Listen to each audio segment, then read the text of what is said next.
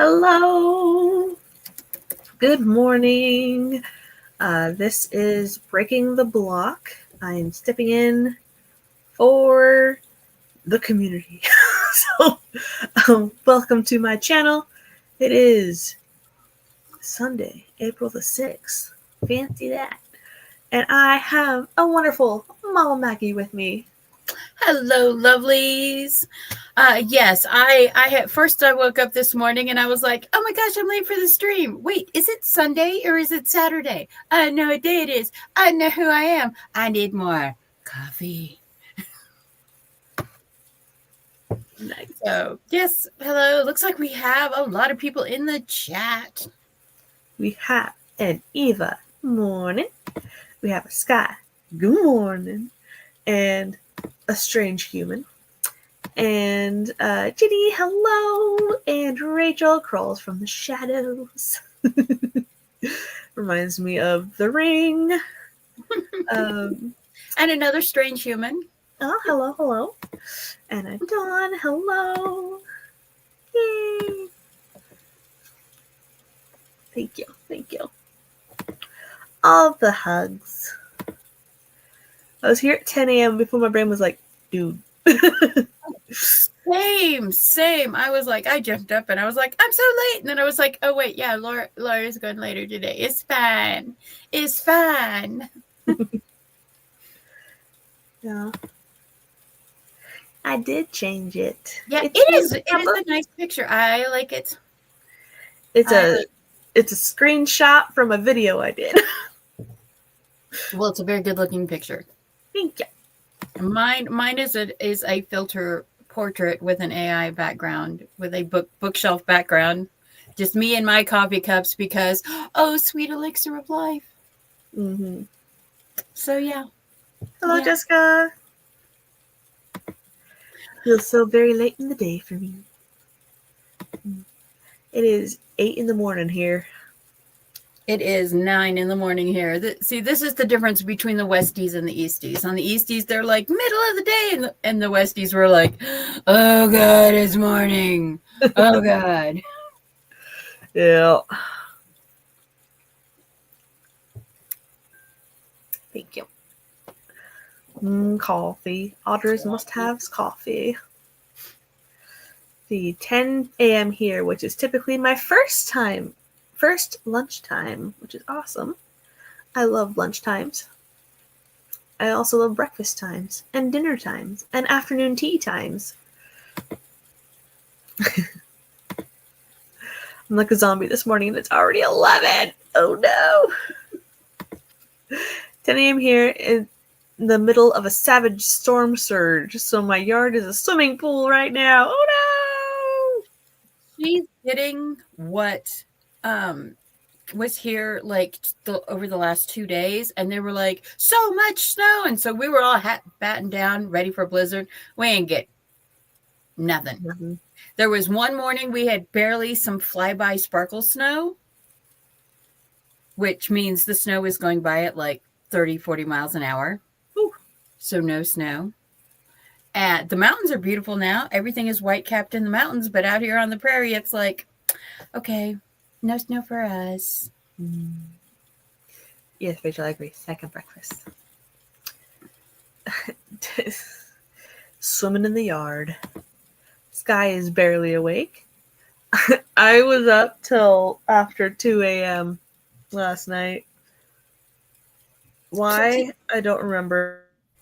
I was scrolling Instagram. That's what I was doing. Looks up Weather Channel.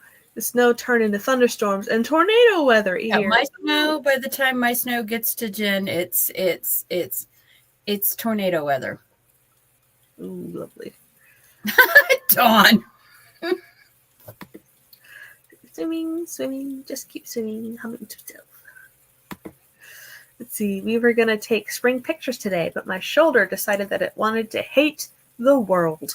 Can't lift it beyond around 20 degrees without pain, so no pictures, but it's also windy AF. So your hair would have been memorable in those photos. I stayed up till 2 a.m. too. We got a new gaming computer. pulled myself away finally and have stayed away. Let's see, was up till 7 and then clock into work at 7:30. The weather can't tell what it wants to do here. We had rain, hail, sleet, and snow last week. Sometimes all in one day. Yeah. Prairie winter is interesting. I hope you feel better, Jessica. Up till 4 a.m. playing my video games because you were drinking a Monster. Sleep. We have 20-mile-per-hour winds, but that's not far off norm this close to the coast, and rain comes tomorrow and back to near freezing temps. Let's see, my husband is currently playing World of Warcraft. Thank you. We gotta recover my account yet. Alrighty. So, I came up with some questions. Does anybody have any writer's block they need to work through? Yeah. Anyone have any questions? Jessica says, struggling to write today. The struggle to write today is real, but my brain wants to write so bad. I feel that for me, the struggle to write is real. I want to write, but my brain is like, OCD gold brain is like, look at all the editing. I started down this editing rabbit hole 2 years ago, and I still have not dug myself out the other side. Yeah. Let's see. Jessica, do you want to share what is keeping you from writing, or is it just I have too much other life to do? Sometimes when I have trouble writing, even though I want to write, I have to journal. So I journal what's going on and try and find what my hang-ups are. Whether it's I need to throw out the outline, or it had nothing to do with writing and all to do with real life, and I need to be in a stable, safe space first, and then I can have the creative juices flow. So, yeah. Sometimes it's the struggle to find the time to put your butt in the chair. Let's see. Monster was combat in a stream. I kept trying to drink from the empty can. Currently writing and working, multitasking. Rachel has a question. I had to take a break for a month, but then it seemed like every time I start revising, I get interrupted. Now my brain is just refusing. Suggestions. It feels like my brain... It's like my brain feels betrayed and only wants to write what is perceived as fun stuff now.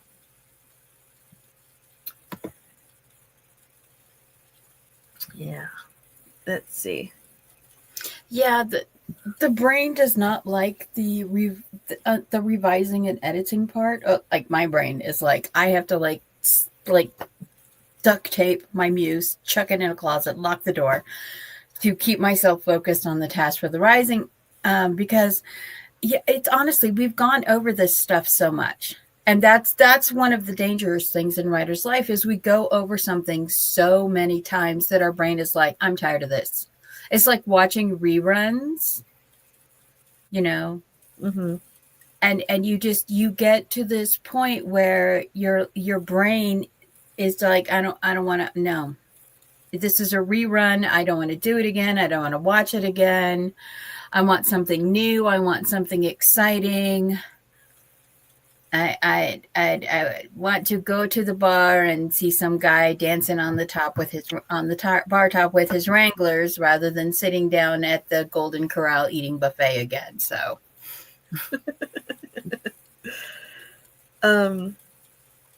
so I have this really badly with my ADHD. It's like new story idea. Let's go to the new story ideas. Just flip around. Yeah, so for me,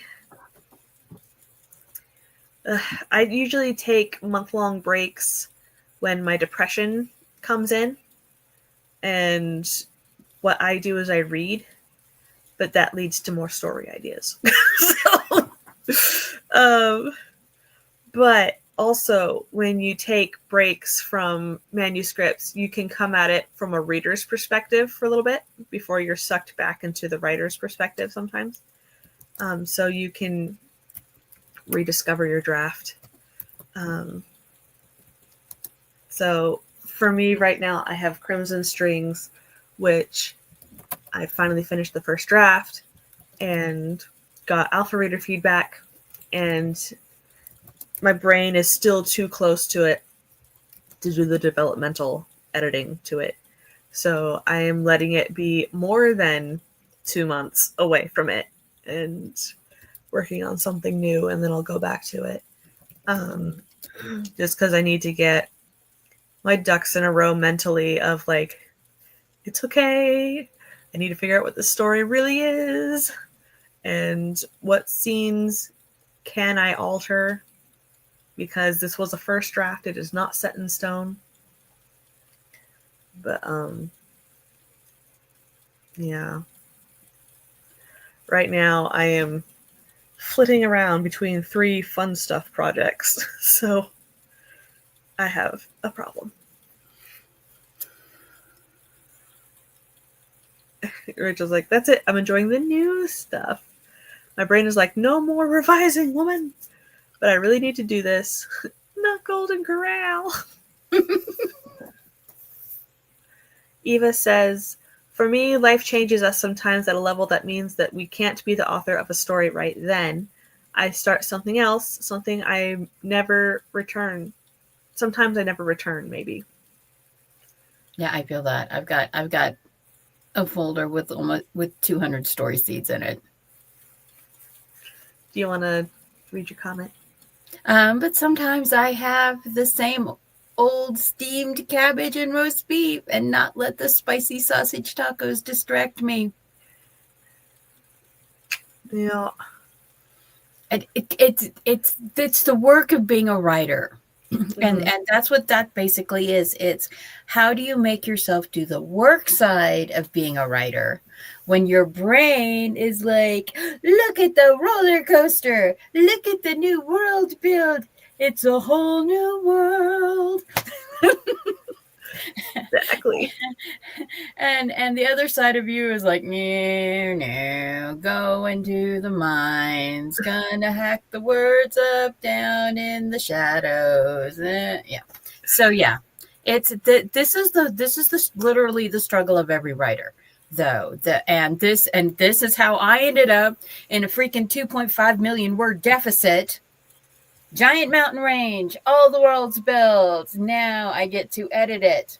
One wit sentence, one pickaxe strike at a time. So I think the most important thing is find something to scratch that little itch in your brain, like write a short fanfic. Laura's the queen of drabbles. Do something little, not like Laura's giant demon lover world mafia romance thing. Which is amazing, by the way. Okay. It sounds amazing. Yeah. But you know, the thing is it's like homework. You know, this is the homework for adultiness, and we have to sit down and do it. We've got to get through it, because if you don't sit down and grind through the actual work part of it, then you end up stuck in this perpetual loop of creation without productivity. And I know it's weird to say that, because you are getting words. Like Laura's got thousands and thousands and thousands and thousands of words. Sky has thousands and thousands and thousands of words. Dawn and Rachel, thousands and thousands and thousands, 20 years worth of words. And now getting into the work side of that writer life is something that I think all of us here, everybody in the chat, everybody here, all of us struggle with, because it's not the fun part, it's the sucky part. Yeah. So one thing that I did once was I was overwhelmed by the amount of work in progresses that I had. And so I literally wrote down the ones that had a draft already on a Post-it note, and just they were mostly short stories, and went through and just started like, okay, I'm working down the list so I could cross them off and just get them submitted. And that really, really helped. Also, that day I had ADHD meds for the first time. And so I finished a story I've been stuck on for 2 years. But making a list that you can check off has helped me. See, I used a couple years ago, 2 years ago, I used Preptember and Preptober to world build out, character build out, like a bunch of different story seeds. And then I literally began rolling the dice for new projects. And if I spend a week on that project and I cannot get anywhere with it, I can't progress with it, I roll the dice again and I change projects. Mm-hmm. Because sometimes you just fall out of love with the world that you've built and you've got to step back from it.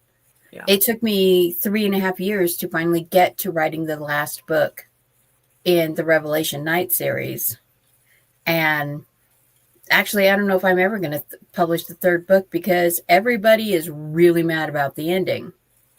And the end, and spoiler alert, the ending is the main character dies to protect her son. She couldn't, in the first book, in the very beginning of the first book, she couldn't protect her 2 older children. So in the very end of the last book, she dies to protect her son, her youngest child. Mm-hmm. And literally, the way I built the character, the way everything was done, there was no other way I could end the book. So yeah, it's a thing. Sometimes you just have to step back from a project, and sometimes you have to look at something and go, I cannot write and publish this right now because I'll be crucified. Like the original draft of Scarlet Charlotte and the Alphas, Lunas, Omegas Rejected Rogue Cousin, and all of the politically incorrect Monty Python-esque stuff in that. Monty Python. It's like the were-chihuahuas of the ever deadly, never survive dark forest. There's a reason that those were not included in Daisy the Were-Cow when I overlapped the worlds. But yeah, Eva says, I've always struggled to finish projects, especially if I can't find them fast. It took finding a better reason to finish projects to get the blame. Granted, they are children's books, so they are easy to get done quickly, but good enough got so much easier after January 2024 and again in January 2025. We don't have infinite time, y'all. This is true. Yeah. This is true. And then going back up, Sky put in 3 parts. I've been struggling with this story so much without being able to pinpoint exactly what is wrong with it. I thought I needed to back up in the story, that I was struggling with the outline, that I didn't know the character enough. It might still be a mix of all that. Done. I'm currently journaling, as Laura suggested, about each of the characters, just brain dumping and seeing what I discover about them. So I have a journal right here for my Halloween romance project. And like I pasted the character's family tree because that's a very important element. And I have been journaling as the main character to discover how they are in their inner workings, what their childhood is like, what were the main things that helped form how they think, what nicknames they had for siblings, things like that. And it has been helping. I do this thing where I interview my characters. I just shared the link in the chat. 30 questions every writer should ask their characters. And it starts off with just basic your UDM, your universal description. And then it starts with like actual like interview questions. What's your favorite? What do you hate most? Back and forth on all these different things. And then there's an emotional response or behavior sliding scale. And I find that to be very helpful, this sliding scale, because are you emotional or emotionalist? Are you a peacemaker or an instigator? Are you forgiving or unforgiving? Compassionate or callous? True love or just lust? Defender, observer, live and die by loyalty, or loyalty schmoyalty? Those are things that help with like the original character design. But I think the next part is called the insta mood.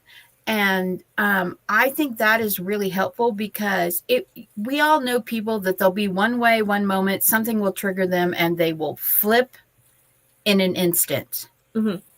And those, I think, is a good way to look at people. It's like, how do you deal with things? What are the easiest emotions for them to deal with? What are the hardest ones? Yeah. And it's really like, if you, as authors, we need to, our stories are our babies, but sometimes we don't even know who our characters are. Our characters don't know who they are, and we as the authors don't know who they are. And doing the character interview in the beginning, in the middle, and in the end, you can see the arc. If you create the arc, it's like create the hill on the roller coaster. You visualize that hill. Mm-hmm. And it's hard when, like, especially for like discovery writers, Mm-hmm. I am very much a planter, more leaning on the planning and plotting than on the pantsing. Pantsing is something that I do to make sure that my stories stay interesting to the muse. So there is no one method that works. Mm-hmm. But you can cobble together your own method, and you can pull from methods of the other side without losing the thread of what kind of creative you are. And it can be very hard when you're just like Sky says, she's got a story and she just doesn't know what's wrong with it. Right. And the thing is as authors, we have all the information about the world in our head, and sometimes it might not be getting into the story. Mm-hmm. Eva says the thing that's stopping you, ignore it, especially in the moments that it's your imposter syndrome, which it often is for me. One thing that I liked from a Michelle Schusterman video was make a match list and a scratch list. So what lights the match of inspiration for you? Like, what are you in love with about your story? And then write what is bugging you that you will fix in the later draft. So you don't forget it. It's there. Your brain knows it's there. It's scratched that itch. Like, I know it's written down, and you can keep moving on with what you're supposed to be doing. And so having those two lists can help. Yeah, forgetting to leave notes for future you as an author. Like, I need to fix this scene. I need to do this. That is something that I've had to really, really make myself do, because I have brain damage from a stroke. So once I sleep, I had no idea. And so it's, future you writer problems, leave a note for future you. Mm-hmm. Make your muse leave a note for future editor you. And don't be if you've got a scene, if you've got a chapter, if there is something happening, a character, a scene, a place where that thing is just not working, you just can't make it work, you just can't do it, do not be afraid to skip past it to the next thing. Do not be afraid to look at it and go, okay, am I in love with this event, or are the characters in love with this event? Because as we get author brain, we fall in love with the ideas of certain events in our books. And sometimes those events just don't work at all. They don't work for our characters. They don't work for our storyline. Do we get skewed off on the total other track and go see and instead of going to the hot pot restaurant, we go up and climb the mountain peak and go, look at the view. Yeah, we do. And don't be afraid to do that, because our books aren't ironclad doctrine, Yeah. You're not going to have to go to confession and flail yourself if you don't write a specific thing in your book. Yeah. This guy says I'm going to be attempting an index card outline next to see if that helps, using color index cards so I can see where different characters come in. Another thing that you can do, it's not index cards, but like if you have a Kanban board where you list out all the things that you need to do, then you can move your stickies from need to do to am doing to done, and physically see your progress and be able to get that pat on the back. But make sure you break up your steps into small things so that you can move a lot more, so you can get momentum. Yes, put them on the wall like you're hunting a serial killer. I did that once. It was such a fun time. Didn't finish the story, but I know that story so well. I'll return someday.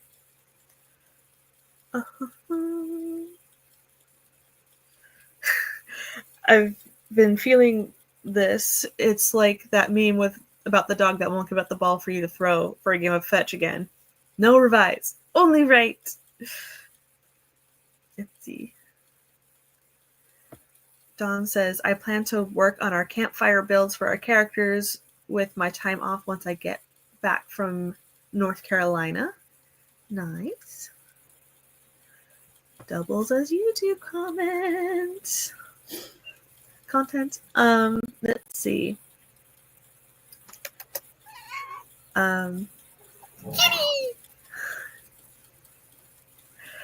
Sky says, make sure the story stays interesting to the muse.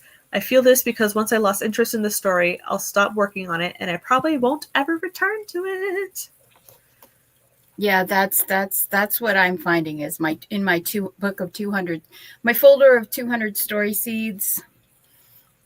There are some of them that I did all of this layout work, and I'm like, meh, meh. Let's see. Of course, now that I've done this 2-year editing journey, my editor brain looks at these things and go, what were you thinking when you wrote that? This guy says, unfortunately, Kanban boards don't work for me, but I do the same thing with a long checklist. I love crossing things off the list, so it's the same dopamine feeling as moving Post-its. Awesome sauce. Oh, I love tearing up my Posties on my Kanban board. Such good. Let's see. So, a question we had back near the beginning from Maggie. Want to write, but life happens. What's keeping you from writing?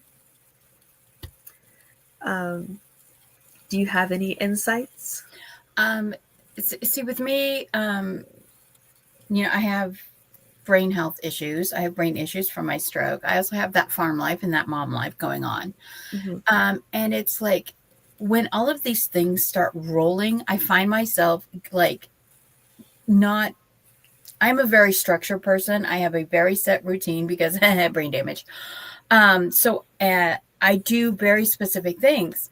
The problem is like OCD goal brain will take over and I will like binge do something. I must finish the project. But then I have to catch up on all life happens. And then it's like spending time with the family, taking care of farm things, taking care of like all of the things that I've let slide. And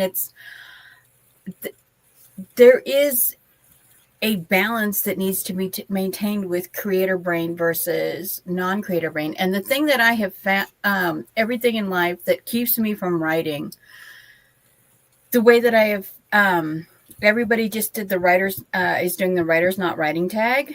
I did the tag, and it was more about, what are the things that are like in your writer life versus like, I thought it would be like, what is keeping you from actually writing? And the thing is, sometimes, I have to, my husband will be like, are you going to cook today? And I'm like, oh, yeah, feed the family.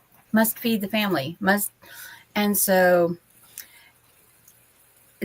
the things that keep me from writing are just like the everyday life things, the work things, and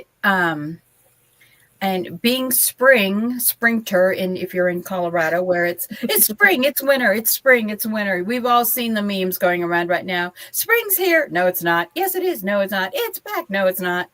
Yeah, that's what happens in Colorado in the spring.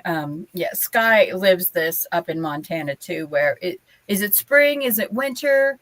And the interruptions, you find yourself becoming resentful, because if you're really excited about a project, if you really, really want to work on a project and you're really excited about it, and I find, and that's me, is I find myself getting resentful. They get resentful because I'm not being mom, and I get resentful because I don't get to be writer Maggie. So, the things that keep you from writing, sometimes they're the tedious things and sometimes they're the rewarding things. You have to take Roy for a rock, or Roy will sing the song of his people to all of us midstream. And Roy has done this before.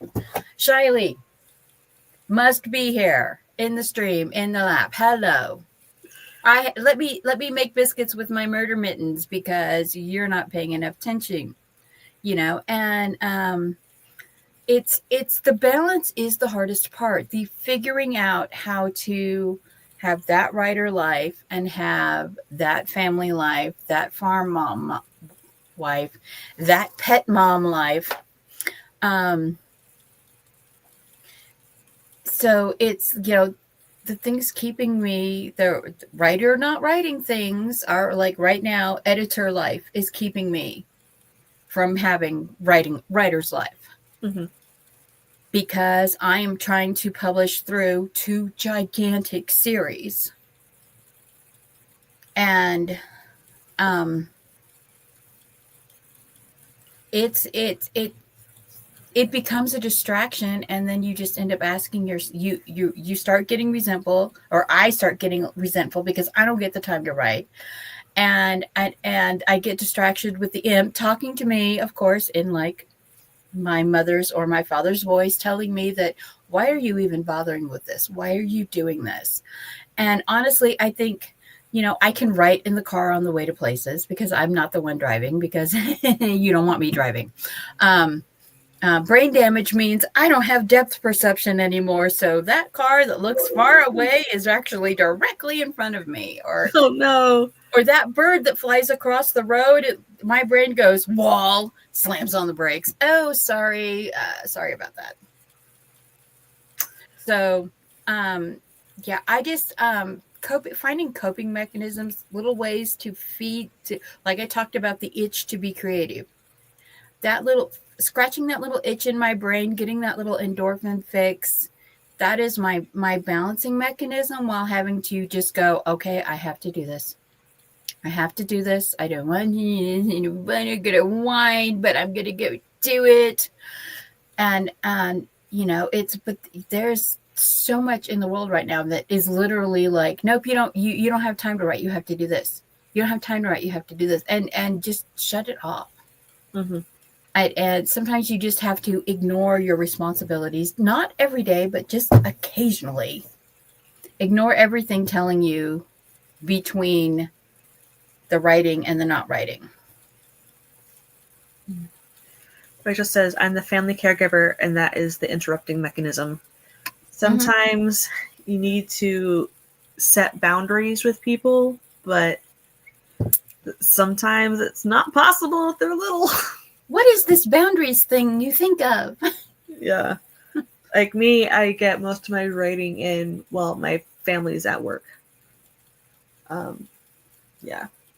Yeah, I used to do 5 a.m. Writers Club. That's when I got a lot of writing in. But then new medication, migraine life. Lovely. Miranda says, balance between home life and writing is so difficult. I haven't swept the floor in days. I should vacuum and mop too. Nope, I need to finish the edits. That's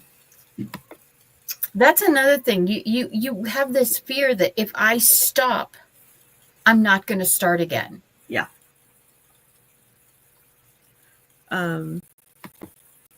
It says Oh, gee, Maggie, we need to talk about that. I am not as bad, but since having radiation. She had radiation in her right eye for a tumor that, yay, goodbye tumor, little tiny now. We don't love you. Go away. Yeah, and people are like, it's just a short trip. Yeah, an adventure for me.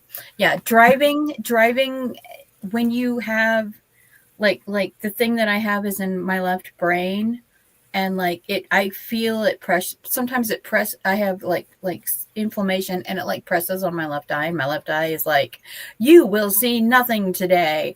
And No. it's like that loss of perception, and the way that it affects the way you drive, the way you like, you'll be reading and literally you feel like the words, like on the words on half of the page are like in a different font, in a different book, in a different thing, and you're holding it right, and you're like reading, and it'll like go in the middle of the page, and then it'll be clear, and it's like, the heck? No. So you're like, I'm gonna read one-handed. Yeah, no, it's health thing is definitely a thing that gets in the way of writer's life. Hi, Deidre. Child had a meltdown because he's struggling to learn to tie his shoes. He's melting down over a failure. It's so hard. Yeah. Yeah. That's what we do too, even as adults, mentally. Yeah, life is a mixture of everything. So writing is in there wherever we put it. Dealing with other humans of any age, but especially when their capacities don't match their brain power or vice versa. The headaches and perception thing. Also, if I overwork the eye, I wind up double visioned. Oof. Let's see, sometimes I'm dealing with 7 different things at the same time, and I'm like, okay, let me write a bit to save my tiny sliver of sanity. Yeah. So going back to the question, that is not what I wanted. This one. Okay, so I answered a similar question on a stream, and I still have my answer because I wrote it out. So what I had written was, when life gives me a major setback, I don't slip back into creativity mode. I slip into problem-solving mode, getting my benefits in a row, like unemployment, making sure I can take care of those that depend on me, like Roy. And if I can't support myself and him financially on my own with my current actions, change. I apply for jobs that have guaranteed income, call center, etc., and cancel subscriptions. I eat cheap PB&Js and ramen. I talk to people and cry if I need to. Move. Full-time creativity is a privilege that is not always on the table when survival is on the line. So if your life is getting flipped upside down, sometimes you don't need to write then. But once you're in a safe space and you're like, you have a roof over your head, you have food on the table, then your creativity can start coming back in. My imagination was turned off for a few years because I think it was just mental fatigue. I can't remember what it's called, like where you're constantly in a state of stress. And so I did not have story ideas. I just had no creativity. And then finally, after I was medicated for a bit, it was like a light switch flipped and my imagination came back. I was like, oh my gosh, it was amazing. So, yeah, sometimes it's life that's out of your control and you need to get it in control before creativity can happen.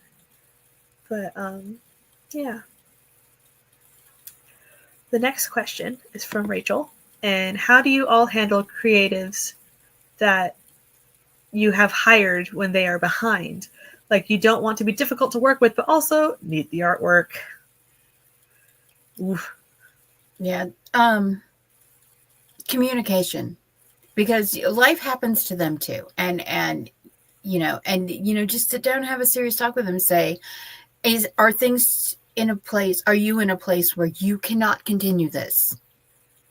Because I need to know to make other plans. And you don't want to say, get this done or you're fired. Yeah, no.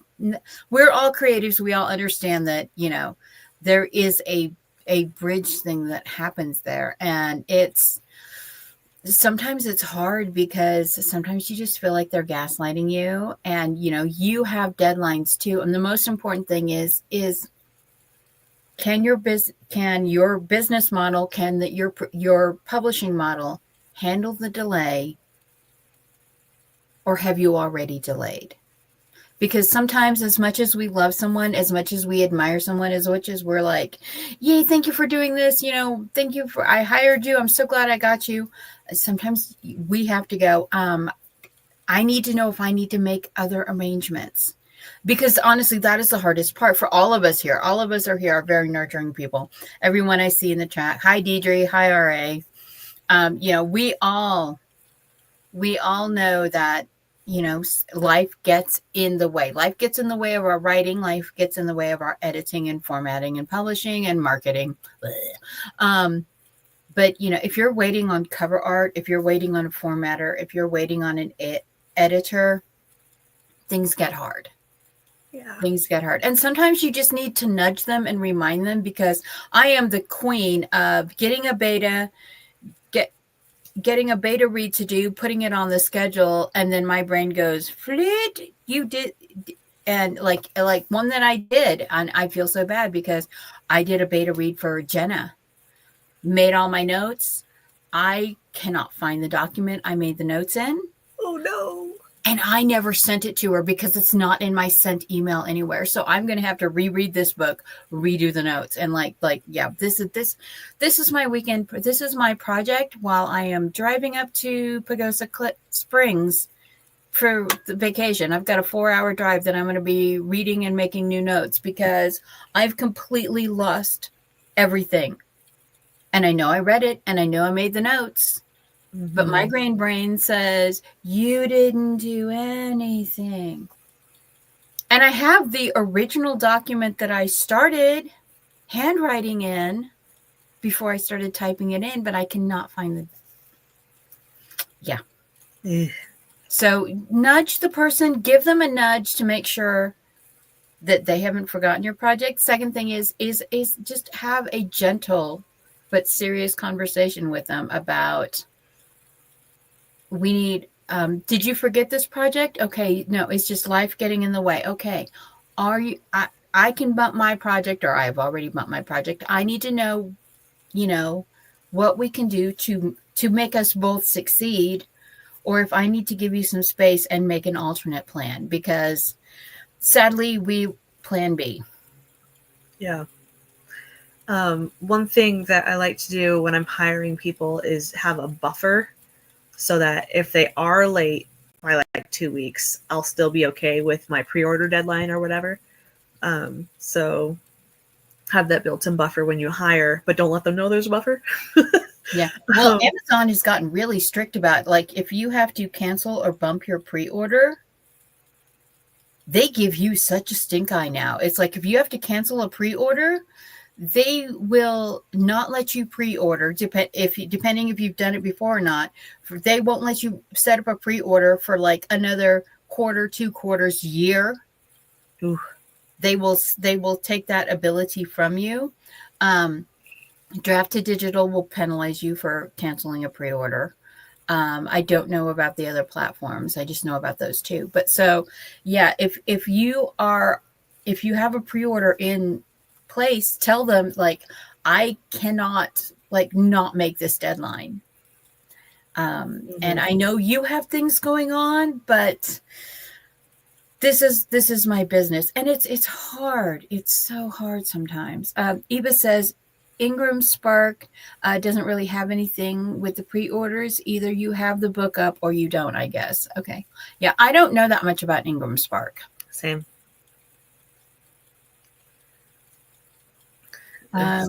Rachel says, I know better than setting up a pre-order. It makes me too nervous.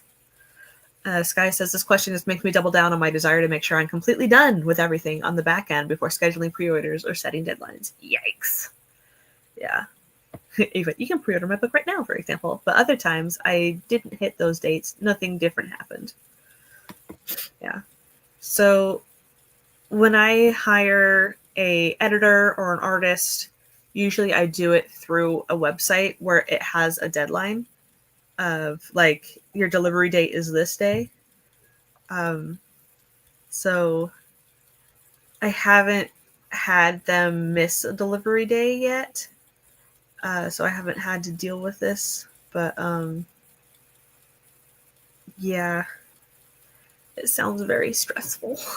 Yeah, it's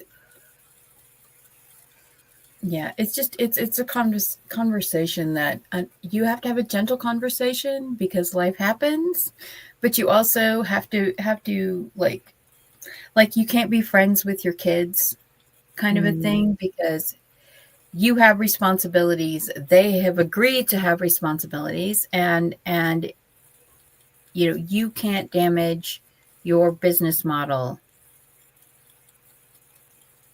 because they can't fulfill their contract. Deidre says the creative you hired should be communicating with you beforehand to allow you to make the necessary adjustments.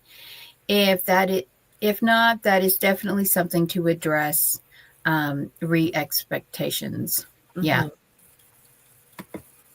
Yeah. Also, if you do know their socials, you can stalk them to see if they posted something about some life thing imploding. Um, so Now, Rachel says, yeah, it has been more than one. And so I want to be gentle, but yes, we need to move on. more than Yeah. one. Oh. Amazon has started to allow you to adjust the date twice on a pre-order, but only by a month each time. After that, you're forced to cancel and will get blocked from pre-orders, which only affects your business. Yeah. Yeah. They do allow you to slide a pre-order. But that's, yeah, after that, they're like, and they've been going back and forth on this for about 4 years now.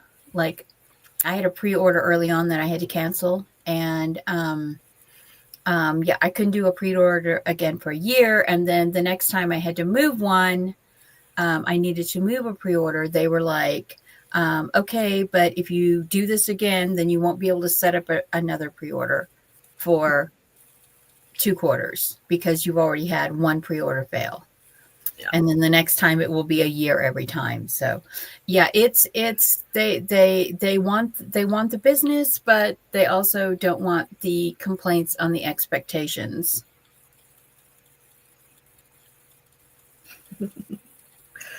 Yeah. You're Don't not be a doormat. No, you're not a doormat. Let's see.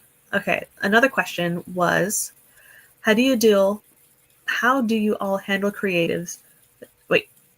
That's the one we just did. The other one was skies. Yeah. I see a lot of writing advice where they tell you to make sure characters are well developed, 100% agree to an extent, but where does that advice stop? Main characters, side characters, those mentioned only once or twice in the story. I think it depends on you as a writer. I think one of the things you need to do is, like, if you've got side characters, you need to have their universal description, their universal DMV. You need to have that at least down, and like maybe 1 or 2 quirks. Like, you don't have to go as in depth with the side characters. Mm-hmm. Characters that appear once or twice. First of all, are those necessary characters, and second of all, make a note of those just so that if you have to pull them in later, you're not digging back through your entire manuscript to find out what did this person look like, how did they talk, because you don't want NPCs. Right. That is something, you don't want paper dolls, you don't want NPCs. Just pop up NPCs in your book. To use the gamer term, they need to have a little bit of their own character, just enough so that it's like, are you talking to a simulation or are you talking to a person? And if you want the people invested in your world, pop-up NPCs are an issue. Do you have to do the full deep dive to know what their grandfather did for a living? No, you don't. For me, it's, does this character have a character arc in the story? If so, then yes, develop them. So I like, where'd it go? Eva's answer. Where you decide it stops. Writing and getting reader feedback is the only advice you shouldn't stop taking. The rest, you should find a stopping point, in my opinion. Yeah. We've had to take our characters or assign the actions to a more important character in the book. Yeah. I think you should definitely develop your main character, the love interest if they have one, and the antagonist, for sure. If you have multiple point of view characters, add them to the list. So I did plot embryos for my science fiction story. And so I did the whole like overcoming arc and then the like falling arc for the villain. So it was really fun to see what their misbelief is, what they should be learning, and what the villain is butting heads against and not learning and leading to their downfall kind of thing. So that was helpful. Sky, I'm an NPC in my... No! I feel that's when I had the kids, when I was at Sky's stage of life and I had three kids in school and all the extra activities and the farm and the home life, I felt like an NPC running around. I really did. Eva has some tea. Are the readers saying the characters are flat? Or just other writers, perhaps selling courses? Yeah, if somebody's trying to sell you a course, always take their information, anything they say, with a grain of salt, because they are promoting their interest and not yours. Yes. Having to dig back for an NPC, every game master's nightmare. The one-time NPC becoming the group's sudden favorite, and now you've got to come up with their history. See, this is how I ended up with so many tertiary characters in Relic of Time Wars, because there are places where these secondary characters have a critical scene that affects the main characters. Mm-hmm. And over this giant series, characters that were main characters become secondary characters, and secondary characters become main characters. And that's why I have a 50,000 word building document. No. Yeah, it's very interesting. How interesting do you make an NPC? Mm-hmm. And how much do you put into these secondary, tertiary characters to make them more than just wallpaper? Yeah. You don't want them. Unless the wallpaper is possessed and haunted. In your world. Rachel says, what I consider NPCs, the girl in the first book on the train and her mother. It's an important scene for the main character, but the characters are not even really described more than mom and little girl. I go over in a video hero descriptions versus like just scene descriptions. So the amount of time you spend describing a character will also indicate how important they are probably going to be to the story. So be careful on how much you are spending on characters that are going to be inconsequential. Yeah, and if there is a defining feature about them, like they have like a striking eye color, or like their hair color catches the sunlight, and that's why the MC or SC notices them. Mm-hmm. Be sure you make a note of that, because if you assign a name to the character and then they go from having blue eyes to green eyes to brown eyes to purple eyes, red hair to blonde hair to brown, it's to blue hair. And not everyone has seasonal hair color like we do. So make sure that like you have, if a character suddenly changes appearance, make sure you have an explanation. If they're and if you give them a name, make sure you spell their name the same way every single time. It makes control find so much easier. Name permanence and object permanence, names of objects are real problems that a lot of authors struggle with. Yep. And like, I was working on something and I realized that I had 4 different spellings for this specific type of magical sword. Oh. So I had to go through and fix it. Yeah. You should also, if it's a series with rotating characters, be sure to develop the character who will be next in the universe to an extent, enough so readers care enough to continue to their book. Very valid. So even when I was DMing D&D, my side characters wound up important to the plot. I was like, how did I do this? You made them interesting somehow. You made them snarky or something. See, I went from NPC to feral crone. I agree. We need feral crone t-shirts. The mention of NPC makes me want to go play a video game. Let's see. Had D&D session this Friday and made the mistake of giving one NPC a silly voice. He is now the favorite, and I'm having to flesh out why he hates a particular restaurant and the owner. Non-player characters have to exist for it to appear that the other people believe the story is real. A movie with no background characters? Creepy. Yeah. So there's a fine balance between populating the world with characters so that it feels lived in and has a history and culture, and putting in characters that are one-offs that don't come back and are just set dressing and not furthering the plot and taking up page space and slowing down the pacing. So there's a whole balancing act, and I think that comes in revision, so I wouldn't worry too much about it in the first draft, but keep that in mind. Yeah, and don't be afraid to combine, like if you have several tertiary characters, one-off characters, don't be afraid to combine them into a single character or assign their scene to someone else. Yeah. Let's see. Scrolling down, the only main characters I know with warning hair, bright colors, and one-off weaklings are in anime. Oh, protagonist hair.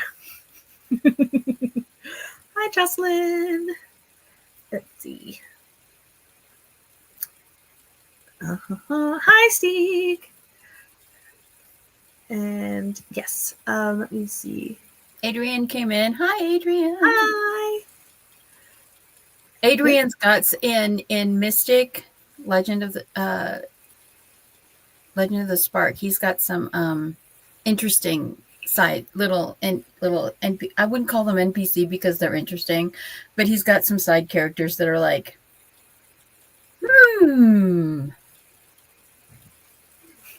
Nice. So, I believe that is all the questions that were asked, and I have backup questions, but I think we're good. So, we're at the 1 hour mark. So yeah, anyone else want to talk about this? Different things. I do love the idea of feral crone t-shirts. Mm-hmm. So yeah, Jen, Eva, yeah, you, Rachel, you guys start on this. Yeah, I'm in for a feral crone t-shirt because yeah. Yeah, and now my parents have the TV on in the other room, so I'm sorry if you can hear it.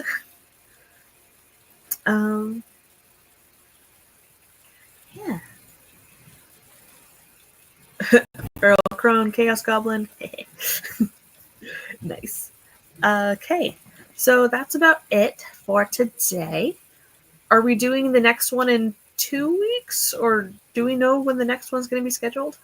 If nobody is scheduled, I will be able to do the one in 2 weeks. I will have my hours back again for my streaming, so I will be back up into fresh hour batch. So yay! Yeah. Awesome sauce. So if everyone keep your fingers crossed for our lovely leader Sam. She lost her father this week.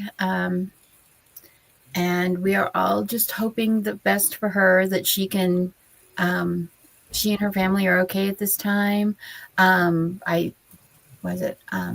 Rachel's got something next weekend.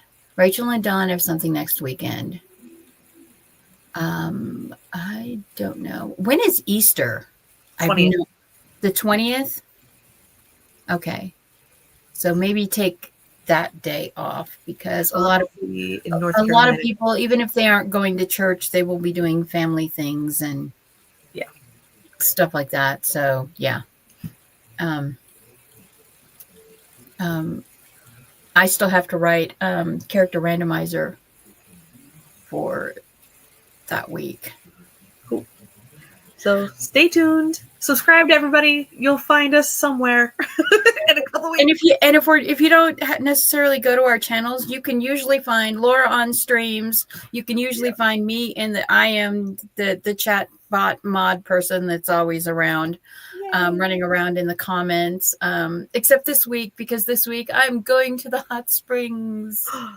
We were going to go for our vacation because my husband and I, our birthdays are 4 days apart. He's on the 27th of December and I'm on January 1st. So we usually do a thing for our vacation, but because we had family in town, we didn't. So now we're having belated birthday, Valentine's thing. So we're going to go spend 4 days at the hot springs. Nice. Yes, we're going to Pagosa Springs, the place that my Pagosa Cliffs series is based around. And I am so looking forward to it. I am so looking forward to it. My brother he's had the same timeshare membership for like 20 years.